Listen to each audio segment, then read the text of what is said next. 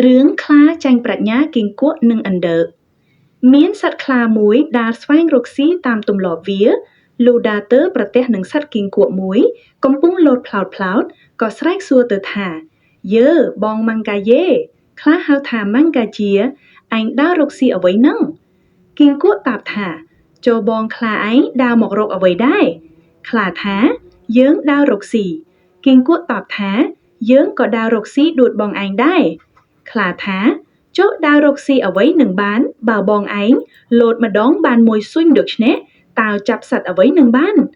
គីង្គក់ក៏អួតអាត្មាប្រាថ្នាខ្លាកោតខ្លាយថាយើថ្វីបើឃើញយើងលោតតិចដូច្នេះបើចង់លោតយ៉ាងណាក៏បានចង់ចាប់សត្វតូចក្តីធំប៉ុន្មានក្តីក៏បានទាំងអស់មិនចាញ់បងឯងទេខ្លាថាបើបងឯងពូកែដោយសម្ដីថានេះយើងលោតប្រឡងគ្នាពីត្រីព្រែកម្ខាងទៅត្រីម្ខាងមើលបើបងឯងលោតឆ្លងដល់យើងជឿថាពូកែមែនគីង្គក់ជាសត្វមានប្រាជ្ញាគិតឃើញថាសត្វខ្លានេះតែកាលណាវារៀបនឹងលោតរមែងចោលកន្ទុយទៅខាងក្រោយបើដូច្នេះអញចាំខំកន្ទុយវាកាលមុនវានឹងលោតទៅនោះទើបគីង្គក់តបទៅថាខ្លាចអ្វីបងខ្លាឯងបើចង់លោតពីត្រឹមណាទៅត្រឹមណាក៏បានដែរហើយយើងហ៊ានឲ្យបងឯងទៅឈរនៅពីមុខយើងទៀតផងតែកាលណាយើងស្រែកថាហះត្រូវបងឯងលោតទៅចុះខ្លាជាសត្វឆោតមិនអាចគិតដឹងគំនិតគីង្គក់វានឹងខំកន្ទុយខ្លួននោះសោះឯខ្លួនទៀតក៏មិនបានគិតឃើញពីរបៀបខ្លួនដែលរៀបនឹងលោតទៅនោះធ្វើកិរិយាយ៉ាងណាដែរក៏ព្រមសន្យាទៅឈរនៅពីមុខគីង្គក់ឯគីង្គក់ការខ្លាមកឈរនៅពីមុខឃើញពេលល្អហើយក៏ប្រាប់ថាបងឯងប្រុងស្ដាប់រីឯខ្លារវល់តែប្រុងត្រចៀកស្ដាប់ចោលឯកន្ទុយនោះទៅត្រង់ពីមុខគីង្គក់ស្រែកថាហះហើយខំកន្ទុយជាប់ខ្លាលោតផ្លោតទៅភ្លាមដល់ត្រីម្ខាងមួយរំពេក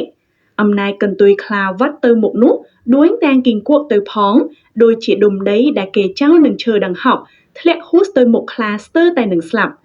ខ្លាក៏មិនអាចដឹងបានប្រែប្រានទៅខាងក្រោយវិញស្រែកហៅថាបងម៉ាំងកាយេអើយមកគីង្គក់ឆ្លើយគូនៅឯនេះហើយខ្លាឮគីង្គក់ឆ្លើយពីមុខដូច្នោះក៏ថាបងម៉ាំងកាយេពូកែមែនហើយប៉ុន្តែខាងការចាប់សត្វនោះយើងមិនទាន់ឃើញរឹតបងឯងនៅឡើយទេបើដូច្នេះយើងនឹងចាប់សត្វលបងគ្នាទៀតគីង្គក់ព្រមក៏តបវិញថាបងទៅចាប់សត្វចុះបានសត្វប៉ុន្មា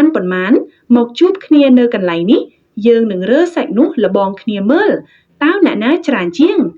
ខ្លាព្រមក៏ចេញទៅរកសត្វផ្សេងបានច្រើនឯគីង្គក់ក្រោយខ្លាចេញទៅនោះខំសង្វាត់លោតទៅមិនដឹងនឹងទៅចាប់សត្វណាបានទេព្រោះធ្លាប់តែចាប់ជន្លេងនិងស្រមោចសង្អាលោតបន្តិចទៅឃើញមានធ្យូងមួយដុំពន់ក្របសណ្ដែកក៏លេបធ្យូងនោះចូលទៅលោតបន្តិចទៅទៀតឃើញឆ្អឹងត្រីស្លាតមួយតូចនៅកណ្ដាលផ្លូវលេបថែមទៅទៀតលោតបន្តិចទៅទៀតឃើញគ្រាប់អង្ក្រែមអង្ក្រមមួយក៏លេបទៅទៀតបានជា3មុខល្មមតែពេញនោះរួចក៏ត្រឡប់វិលមកចាំខ្លាខាងទីដដែលវិញឯខ្លាកាលបើស្វែងរកសត្វបានសពគ្រប់ហើយក៏ត្រឡប់មកឯកន្លែងដើមតាមសន្យាលុះមកដល់ឃើញគីង្គក់អង្គុយចាំជ្រោបពុកក៏សួរថា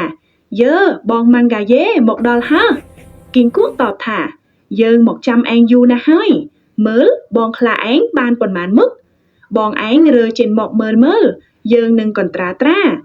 ខ្លារើសាច់នានាជាច្រើនមុខប្រាប់គីង្គក់រើចេញអស់ទើបប្រាប់ថាអស់តែប៉ុណ្ណេះហើយគីង្គក់រើចម្លែករបស់ខ្លួនវិញឲ្យខ្លាមើលម្ដងទី1រើបញ្ចេញធ្យូងមុខមុនខ្លាសួរថាសត្វអីបងគីង្គក់ថានឹងគេហៅថាគៀស្រមុយខ្លាស្ដាប់មិនបានអង្វរថាកុំនិយាយបាលីបាគូបងសូមប្រាប់ជាសម្រាយមកចុះគីង្គក់ប្រាប់ថា